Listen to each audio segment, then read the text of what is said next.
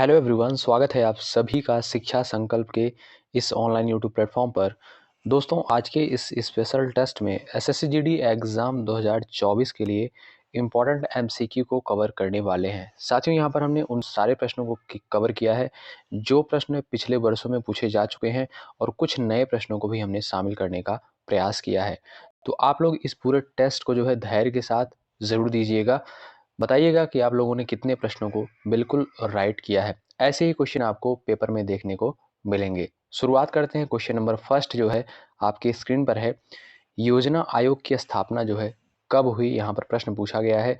15 अगस्त 1947 को, 2 अक्टूबर 1950 को, 15 मार्च 1950 को, 15 मार्च 1949 को। ऑप्शंस दिए गए हैं, आप सभी को बताना है योजना आयोग की स्थापना जो है कब की गई थी। तो सभी बच्चे याद रखेंगे 15 मार्च 1950 को। ठीक है, 15 मार्च 1950 को योजना आयोग की स्थापना करी गई थी। आइएगा दूसरा प्रश्न सभी लोग देखेंगे, इंपॉर्टेंट है, स्टार लगा लीजिएगा इस प्रश्न पर। हरित क्रांति का जनक जो है किसे माना जाता है। यहाँ पर ऑप्शंस आपके सामने दिए गए हैं, आप सभी लोग बताएंगे हरित हरित क्रांति का जो है जनक किसे माना जाता है। तो आप सभी लोग याद रखेंगे एम एस स्वामीनाथन को। ठीक है, एम एस स्वामीनाथन को हरित क्रांति का जनक माना जाता है, यानी दूसरा विकल्प आपका बिल्कुल करेक्ट हो जाएगा। क्वेश्चन नंबर सेकंड का ऑप्शन नंबर सेकंड बिल्कुल राइट हो जाएगा। आगे बढ़ते हैं और अगला प्रश्न सभी लोग देखेंगे। नीति आयोग की स्थापना जो है कब की गई, ये भी महत्वपूर्ण प्रश्न है। क्वेश्चन नंबर तीसरा है, नीति आयोग की स्थापना जो है कब करी गई। 26 जनवरी 2015 को, 2 अक्टूबर 2015 को, 1 जनवरी 2015 को, 15 अगस्त 2015 को। तो सभी लोग बताएंगे। यहाँ पर इंपॉर्टेंट क्वेश्चन है, नीति आयोग की स्थापना जो है कब की गई। तो याद रखिएगा आप लोग 1 जनवरी 2015 को जो है नीति आयोग की स्थापना करी गई। ठीक है, 1 जनवरी 2015 को। साथियों, अंत तक आप लोग बने रहिएगा और पूरे टेस्ट को ज़रूर दीजिएगा। ठीक है, लास्ट में अपना नाम स्कोर ज़रूर बताइएगा। यदि आप चैनल पर नए हैं और एसएससी-जीडी एग्ज़ाम की तैयारी कर रहे हैं तो शिक्षा संकल्प के इस ऑनलाइन यूट्यूब प्लेटफॉर्म से जुड़ जाइएगा। सब्सक्राइब करके बेल आइकन को ज़रूर प्रेस कर लीजिएगा, जिससे हमारी आने वाली वीडियोस का नोटिफिकेशन आप सभी तक पहुंच सके। चलिए क्वेश्चन नंबर 4 देखेंगे।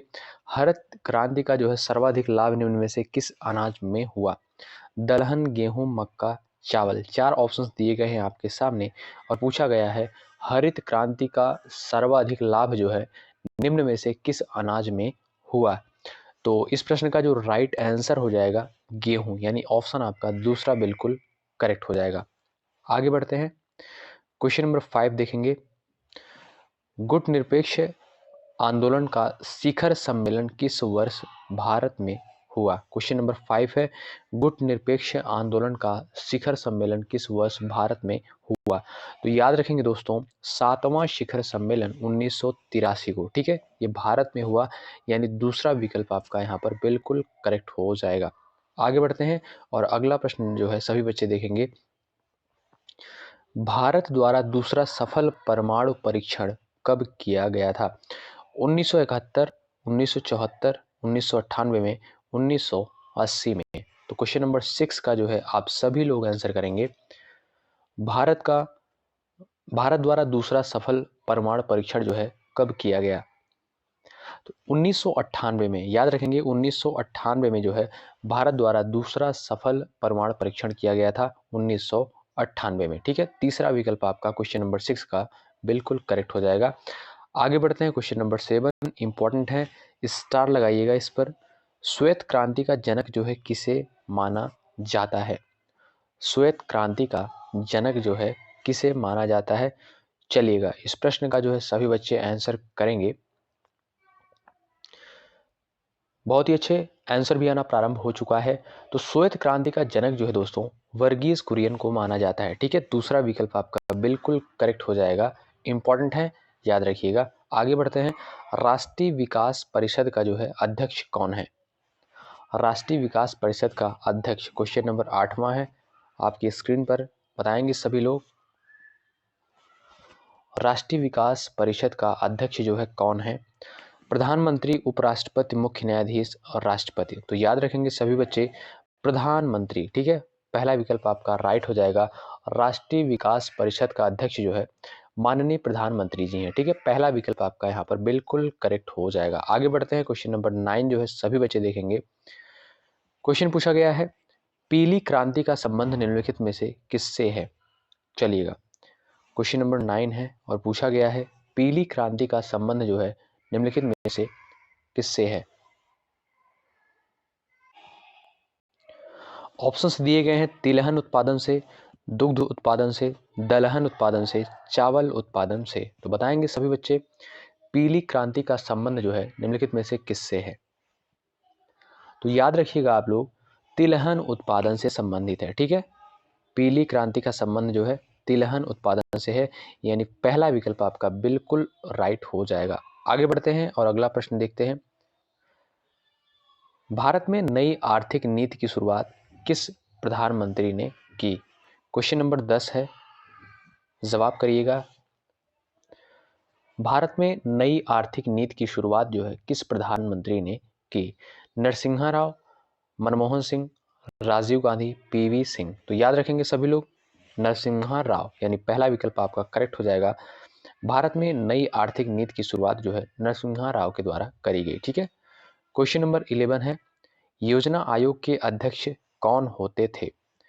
क्वेश्चन नंबर 11 है, वित्त मंत्री, वाणिज्य मंत्री, राष्ट्रपति, प्रधानमंत्री। क्वेश्चन नंबर 11 है जो कि बहुत ही महत्वपूर्ण है और पूछा गया है योजना आयोग के अध्यक्ष कौन होते थे? प्रधानमंत्री यहाँ पर बिल्कुल राइट हो जाएगा आपका, चौथा विकल्प आपका बिल्कुल करेक्ट हो जाएगा। आगे बढ़ते हैं और हरित क्रांति का दुष्प्रभाव हुआ। क्वेश्चन नंबर 12 है, वाणिज्यिक फसलों का अधिक उत्पादन, कृषि का मशीनीकरण, सामाजिक तनाव की बढ़ोतरी, कीटनाशकों का प्रयोग। क्वेश्चन नंबर 12 है, पूछा गया है हरित क्रांति का जो है दुष्प्रभाव क्या क्या हुआ। क्वेश्चन नंबर 12 है, तो सामाजिक तनाव की बढ़ोतरी जो है आपका तीसरा यहाँ पर ऑप्शन आपका बिल्कुल करेक्ट होगा। श्वेत क्रांति की शुरुआत भारत के किस राज्य से की गई? क्वेश्चन नंबर 13 है, श्वेत क्रांति की शुरुआत भारत के किस राज्य से करी गई? ऑप्शंस कुछ इस प्रकार से दिए गए हैं, गुजरात, बिहार, केरल, राजस्थान। क्वेश्चन नंबर 13 है आपके स्क्रीन पर, सभी बच्चे यहाँ पर आंसर करेंगे। चलिएगा, तो याद रखेंगे सभी लोग, श्वेत क्रांति की शुरुआत जो है गुजरात राज्य से हुई, यानी पहला विकल्प आपका यहाँ पर बिल्कुल करेक्ट होगा, ऑप्शन आपका ए बिल्कुल राइट हो जाएगा। आगे बढ़ते हैं, क्वेश्चन नंबर 14 है, भारत में पंचवर्षीय योजना की शुरुआत जो है कब हुई? यानी पंचवर्षीय योजना की शुरुआत भारत में कब हुई? 1955 में, 51 में, 50 और 56। क्वेश्चन नंबर 14 है, यहाँ पर यह भी महत्वपूर्ण प्रश्न है, पंचवर्षीय योजना की शुरुआत जो है भारत में कब हुई? चलिएगा, आंसर करेंगे सभी लोग यहाँ पर। बिल्कुल, बहुत ही बढ़िया, बिल्कुल 1951 में, यानी पहला आपका यहाँ पर दूसरा ऑप्शन आपका करेक्ट हो जाएगा। 1951 में भारत में पंचवर्षीय योजना की शुरुआत हुई। ठीक है, 1951 में, ऑप्शन आपका दूसरा यहाँ पर राइट हो जाएगा। भारत में वित्तीय वर्ष होता है, क्वेश्चन नंबर 15 है, सभी बच्चे यहाँ पर जवाब करेंगे। भारत में जो है वित्तीय वर्ष होता है, तो आप लोग याद रखिएगा 1 अप्रैल से 31 मार्च तक। ठीक है, 1 अप्रैल से 31 मार्च तक जो है वित्तीय वर्ष होता है, यानी यहाँ पर जो है आपका ऑप्शन जो है दूसरा राइट हो जाएगा। आगे बढ़ते हैं और अगला प्रश्न देखते हैं, राष्ट्रीय विकास परिषद का गठन कब हुआ?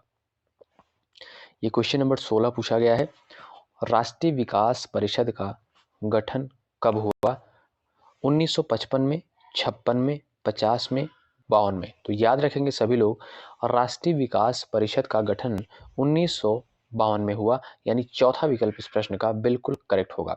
दोस्तों, लास्ट में अपना नाम स्कोर जरूर बताइएगा और धैर्य के साथ हर एक प्रश्न का जवाब देते हुए अंत तक पूरे टेस्ट में आप लोग बने रहिएगा, तभी आपको यहाँ से लाभ होगा। भारतीय सांख्यिकी संस्थान की स्थापना कब हुई?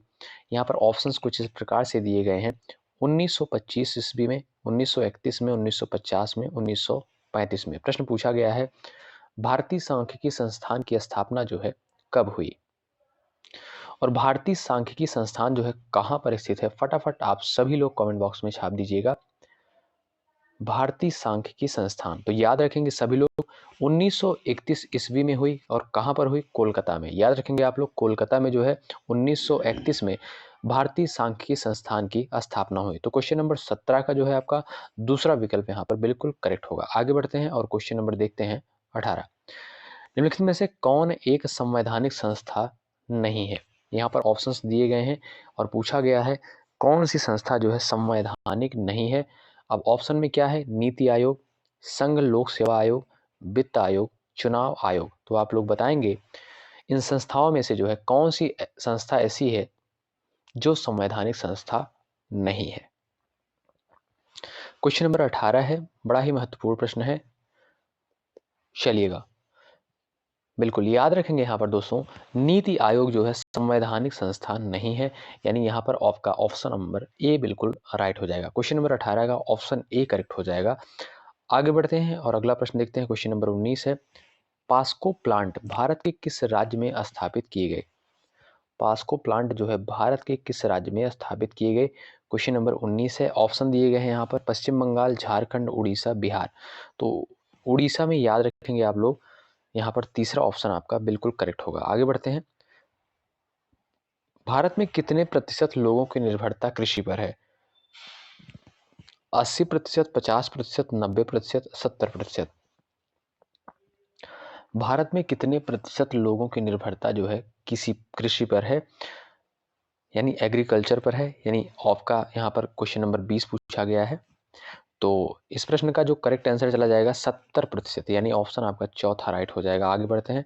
ऑपरेशन फ्लड किससे संबंधित है? बड़ा ही महत्वपूर्ण प्रश्न है, स्टार लगा लीजिएगा इस पर। ऑपरेशन फ्लड से संबंधित प्रश्न पूछा जाता है। यहाँ पर पूछा गया है ऑपरेशन फ्लड जो है किससे संबंधित है? फूल उत्पादन से, दुग्ध उत्पादन से, तिलहन उत्पादन से, अनाज उत्पादन से। क्वेश्चन नंबर 21 है, ऑपरेशन फ्लड जो है किससे संबंधित है? चलिएगा जवाब देते हुए आप लोग हर एक प्रश्न का जवाब देते हुए चलिएगा, ध्यानपूर्वक हर एक क्वेश्चन को आप लोग देखते हुए चलिएगा, क्योंकि सारे प्रश्न यहाँ पर हमने इंपॉर्टेंट कवर किए हैं। कुछ यहाँ पर हमने प्रीवियस ईयर प्रश्नों को लिया है और कुछ नए प्रश्नों को भी शामिल किया है।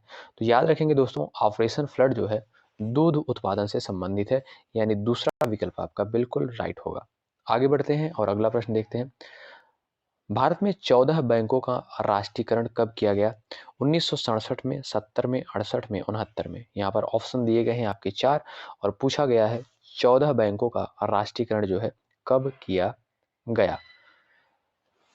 1969 में, यानी आपका करेक्ट आंसर हो जाएगा 1969 में। ठीक है, चौथा विकल्प आपका बिल्कुल करेक्ट हो जाएगा। 14 बैंकों का राष्ट्रीयकरण 1969 में हुआ। चलिए आगे बढ़ते हैं और अगला प्रश्न देखते हैं। भारत में नई आर्थिक नीति की शुरुआत कब हुई? क्वेश्चन नंबर 23 है, भारत में नई आर्थिक नीति की शुरुआत जो है कब हुई? 1991 में, 93 में, 92 में, 89 में। 4 ऑप्शन दिए गए हैं। क्वेश्चन नंबर 23 है, भारत में नई आर्थिक नीति की शुरुआत 1991 में, यानी आपका पहला विकल्प बिल्कुल राइट हो जाएगा। आगे बढ़ते हैं। श्वेत क्रांति का जो है संबंध निम्नलिखित में से किससे है? श्वेत क्रांति का संबंध पूछा गया है। ऑप्शन क्या दिए गए हैं? फूलों के उत्पादन से, शहद के उत्पादन से, दूध उत्पादन से, तिलहन उत्पादन से। तो श्वेत क्रांति का संबंध जो है दोस्तों दूध उत्पादन से होता है, यानी तीसरा विकल्प आपका बिल्कुल राइट हो जाएगा। क्वेश्चन नंबर 24 का ऑप्शन नंबर सी बिल्कुल राइट हो जाएगा। जय जवान जय किसान का नारा जो है किसके द्वारा दिया गया? 25 नंबर का क्वेश्चन है जो कि महत्वपूर्ण है। ये नारा जो है कई बार एग्जाम में और कई परीक्षा में आया हुआ है, जय जवान जय किसान। यह नारा जो है याद रखेंगे सभी बच्चे, लाल बहादुर शास्त्री जी के द्वारा दिया गया, यानी तीसरा विकल्प आपका इसका बिल्कुल करेक्ट हो जाएगा। क्वेश्चन नंबर 25 का ऑप्शन नंबर आपका सी करेक्ट होगा। जय जवान जय किसान का नारा जो है लाल बहादुर शास्त्री के द्वारा दिया गया। ठीक है, आगे बढ़ते हैं और अगला प्रश्न देखते हैं। यहाँ से देखिएगा दोस्तों, पॉलिटी सेगमेंट का, यहाँ से जो है आपका पॉलिटी सेगमेंट शुरू हो रहा है। क्वेश्चन नंबर फर्स्ट है यहाँ पर पॉलिटी से। यहाँ पर पूछा गया है पहला प्रश्न, देखेंगे सभी लोग। संविधान के भाग 1 में किसका वर्णन किया गया है? ऑप्शन क्या क्या दिया गया है? संघ और उसके राज्य क्षेत्र का वर्णन, नागरिकता, मूल अधिकार, राज्य के नीति निर्देशक तत्व। बताएंगे सभी लोग संविधान के भाग 1 में किस चीज का, किस अवधारणा का वर्णन किया गया है? आप सभी लोग बताएंगे यहाँ पर कौन सा प्रावधान है। संविधान के भाग 1 में। जवाब करेंगे आप लोग यहाँ पर संविधान के भाग 1 में जो है किसका वर्णन किया गया है। तो याद रखेंगे सभी लोग संघ और उसके राज्य क्षेत्र। ठीक है, पहला विकल्प आपका यहाँ पर बिल्कुल करेक्ट हो जाएगा। आगे बढ़ते हैं और अगला प्रश्न देखते हैं। संघ और उसका राज्य क्षेत्र का वर्णन संविधान के किस अनुच्छेद में किया गया है। यहाँ पर अनुच्छेद पूछा गया है, तो आप सभी बच्चे यहाँ पर आंसर देने का प्रयास करेंगे। संघ और उसके राज्य क्षेत्र का वर्णन संविधान के किस अनुच्छेद में किया गया है। तो अनुच्छेद आपका यहाँ पर राइट हो जाएगा 1 से 4। ठीक है, ये आपका ऑप्शन बिल्कुल करेक्ट हो जाएगा। अनुच्छेद 1 से 4 में संघ और उसके राज्य क्षेत्र का वर्णन किया गया है। चौथा विकल्प आपका यहाँ पर बिल्कुल राइट हो जाएगा। दोस्तों, संविधान के भाग अनुच्छेद कुछ इंपॉर्टेंट आर्टिकल्स होते हैं और भाग होते हैं, कुछ अनुसूचियां होती हैं। यहाँ से जो है प्रश्न बनते हैं, तो आप सभी लोग ध्यानपूर्वक हर एक प्रश्न को तैयार करिएगा। निश्चित रूप से आपको एग्जाम में क्वेश्चन देखने को मिलेंगे। आइए आगे बढ़ते हैं और अगला क्वेश्चन देखते हैं। अनुच्छेद 1 जो है किससे संबंधित है।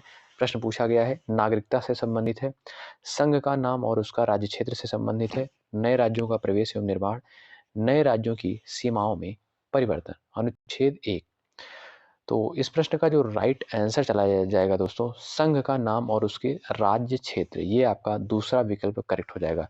अगर आपसे पूछा जाए आर्टिकल 1 जो है किससे संबंधित है, तो संघ का नाम और उसका राज्य क्षेत्र। ठीक है, आइए आगे बढ़ते हैं। अनुच्छेद 2 जो है किससे संबंधित है, प्रश्न पूछा गया है। आर्टिकल 2 से संबंधित प्रश्न यहाँ पर पूछा गया है। तो नए राज्यों का जो प्रवेश होता है वो अनुच्छेद 2 के अंतर्गत होता है। ठीक है, अनुच्छेद 2 के अंतर्गत नए राज्यों का प्रवेश या निर्माण। ठीक है, ये आपका अनुच्छेद 2 में होता है। चौथा विकल्प आपका यहाँ पर बिल्कुल करेक्ट हो जाएगा। आगे बढ़ते हैं। भाग 2 में जो है किसका वर्णन किया गया है, यहाँ पर प्रश्न पूछा गया है। मौलिक अधिकार, नागरिकता, राज्य के नीति निर्देशक तत्व, मूल कर्तव्य।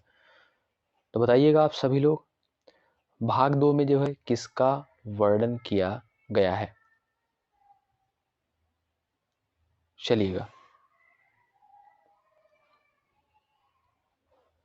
तो यहाँ पर जो राइट आंसर हो जाएगा, नागरिकता का वर्णन किया गया है, यानी आपका यहाँ पर दूसरा विकल्प बिल्कुल करेक्ट हो जाएगा। ठीक है, भाग 2 में नागरिकता का वर्णन किया गया है।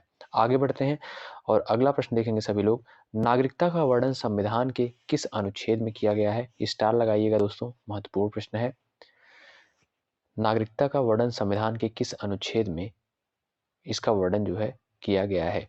तो 5 से 11 याद रखेंगे। आर्टिकल 5 से 11 तक जो है नागरिकता का वर्णन किया गया है भारतीय संविधान में, यानी चौथा विकल्प आपका यहाँ पर बिल्कुल राइट हो जाएगा। आइएगा आगे बढ़ते हैं। उम्मीद करता हूँ कि ये सारे प्रश्न जो है आप लोग बहुत ही आसानी से सही कर रहे होंगे, क्योंकि ये सारे बेसिक क्वेश्चन हैं और बेसिक क्वेश्चन ही एग्जाम में आते हैं। भाग 3 जो है किससे संबंधित है। कार्यपालिका, राज्य के नीति निर्देशक तत्व, मौलिक अधिकार, मूल कर्तव्य। तो भाग 3 जो है किससे संबंधित है, प्रश्न पूछा गया है। तो याद रखेंगे सभी बच्चे, भाग 3 जो है अगर आपके सामने आए तो मौलिक अधिकार से संबंधित है। ये आपका ऑप्शन नंबर तीसरा बिल्कुल राइट हो जाएगा। आगे बढ़ते हैं। मौलिक अधिकार का उल्लेख संविधान के किस अनुच्छेद में किया गया है। ये भी महत्वपूर्ण प्रश्न है। मौलिक अधिकार से संबंधित भाग हो गया आपका, अनुच्छेद हो गया, ये इंपॉर्टेंट होते हैं। ठीक है, एग्जाम में भी पूछे जाते हैं, तो आप लोग इनको बहुत ही अच्छे तरीके से तैयार करिएगा। चलिए, मौलिक अधिकार का उल्लेख संविधान के किस अनुच्छेद में किया गया है। तो 12 से 35 दोस्तों याद रखिएगा, आर्टिकल 12 से 35 तक जो है मौलिक अधिकार का उल्लेख है भारतीय संविधान में। ठीक है, अनुच्छेद 12 से 35 में मौलिक अधिकार का उल्लेख किया गया है भारतीय संविधान में। तो तीसरा विकल्प दोस्तों यहाँ पर बिल्कुल आपका राइट हो जाएगा। आगे बढ़ते हैं। संविधान के भाग 3 को जो है क्या कहा जाता है। संविधान की भाग 3 को जो है क्या कहा जाता है। भारत का अधिकार पत्र। ठीक है, ये आपका राइट हो जाएगा, भारत का अधिकार पत्र, यानी ऑप्शन आपका तीसरा बिल्कुल राइट हो जाएगा। आगे बढ़ते हैं। समानता का अधिकार का उल्लेख संविधान के किस अनुच्छेद में किया गया है, यह भी इंपॉर्टेंट है। समानता का अधिकार अगर आपसे पूछा जाए तो इस प्रश्न का राइट आंसर क्या हो जाएगा, आप लोग बताएंगे। तो सभी बच्चे याद रखेंगे, समानता का अधिकार जो है इसका उल्लेख 14 से 18 में किया गया है। ठीक है, यहाँ पर आपका तीसरा विकल्प आपका बिल्कुल करेक्ट हो जाएगा। आर्टिकल 14 से 18 में समानता का अधिकार इसका उल्लेख किया गया है। स्वतंत्रता का अधिकार पूछा गया है। आगे वाले क्वेश्चन में स्वतंत्रता का अधिकार का उल्लेख संविधान के किस अनुच्छेद में किया गया है? स्वतंत्रता का अधिकार बताएंगे सभी लोग यहाँ पर। दोस्तों याद रखिएगा आप लोग 19 से 22 में, ठीक है, 19 से 22 में स्वतंत्रता का अधिकार का वर्णन किया गया है, यानी आपका यहाँ पर दूसरा विकल्प बिल्कुल करेक्ट हो जाएगा। आगे बढ़ते हैं। शोषण के विरुद्ध अधिकार का उल्लेख संविधान के किस अनुच्छेद में किया गया है? ये भी महत्वपूर्ण है। शोषण के विरुद्ध अधिकार बताइएगा सभी लोग यहाँ पर। शोषण के विरुद्ध अधिकार 23 से 24 में, ठीक है, अनुच्छेद 23 से 24 में, यानी आपका तीसरा विकल्प यहाँ पर करेक्ट है। धार्मिक स्वतंत्रता का अधिकार, इसका उल्लेख जो है किस अनुच्छेद में है? धार्मिक स्वतंत्रता का अधिकार, महत्वपूर्ण ये भी है, तो आप लोग याद रखेंगे धार्मिक स्वतंत्रता का अधिकार अनुच्छेद 25 से 28 में, ठीक है, 25 से 28 में धार्मिक स्वतंत्रता का अधिकार, यानी आर्टिकल 25 से 28 में पहला विकल्प आपका यहाँ पर बिल्कुल राइट है।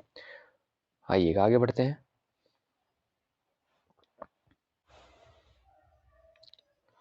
संवैधानिक उपचारों का अधिकार का उल्लेख संविधान के किस अनुच्छेद में किया गया है? महत्वपूर्ण है। अगर आपसे पूछा जाए संवैधानिक उपचारों का अधिकार, तुरंत आप टिक लगाइएगा अनुच्छेद 32, ठीक है, संवैधानिक उपचारों का अधिकार यानी अनुच्छेद 32 में किया गया है इसका वर्णन, ठीक है।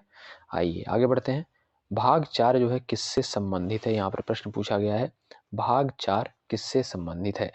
तो याद रखेंगे दोस्तों, इंपॉर्टेंट है, राज्य के नीति निर्देशक तत्व से संबंधित है भाग 4, यानी पहला विकल्प दोस्तों यहाँ पर बिल्कुल राइट है। आगे बढ़ते हैं। राज्य के नीति निर्देशक तत्वों का उल्लेख संविधान के किस अनुच्छेद में किया गया है? राज्य के नीति निर्देशक तत्वों का उल्लेख संविधान के किस अनुच्छेद में किया गया है? तो अनुच्छेद 36 से 51 में, याद रखेंगे महत्वपूर्ण है। राज्य का नीति निर्देशक तत्व अगर आपसे पूछा जाए भारतीय संविधान में किस अनुच्छेद में वर्णित है, तो अनुच्छेद 36 से 51 में, ठीक है, आर्टिकल 36 से 51 तक, यानी आपका दूसरा विकल्प यहाँ पर करेक्ट होगा, ठीक। चलिए अगला प्रश्न देखते हैं। राज्य के नीति निर्देशक तत्व को किस देश के संविधान से ग्रहण किया गया है? ये भी महत्वपूर्ण है, स्टार लगाइएगा। राज्य के नीति निर्देशक तत्व को किस देश के संविधान से अर्जित किया गया है? तो इस प्रश्न का जो राइट आंसर होगा आयरलैंड के संविधान से, यानी आयरिश के संविधान से। आयरिश भी आ सकता है ऑप्शन में, आयरलैंड भी आ सकता है, तो दोनों आपको यहाँ पर टिक करना है, ठीक है। तो यहाँ पर जो है आपका आयरलैंड बिल्कुल राइट हो जाएगा। राज्य के नीति निर्देशक तत्व, ये जो प्रावधान कहाँ से लिया गया, किस देश के संविधान से अर्जित किया गया है? तो आयरलैंड के संविधान से अर्जित किया गया है। तीसरा विकल्प आपका यहाँ पर बिल्कुल करेक्ट हो जाएगा। दोस्तों आप लोग बताइएगा कि आप लोगों ने अब कितने प्रश्नों को बिल्कुल करेक्ट किया। ये सारे क्वेश्चन मोस्ट इंपॉर्टेंट थे। बहुत बहुत शुक्रिया अंत तक बने रहने के लिए। अगर आप लोग चैनल पर नए हैं, SSC GD एग्जाम की तैयारी कर रहे हैं, तो शिक्षा संकल्प के इस ऑनलाइन यूट्यूब प्लेटफॉर्म से फटाफट आप लोग जुड़ जाइएगा। सब्सक्राइब करके बेल आइकन को ज़रूर प्रेस कर लीजिएगा। निश्चित रूप से आपको यहाँ से हेल्प मिलेगी। बहुत बहुत धन्यवाद। जय हिंद, जय भारत।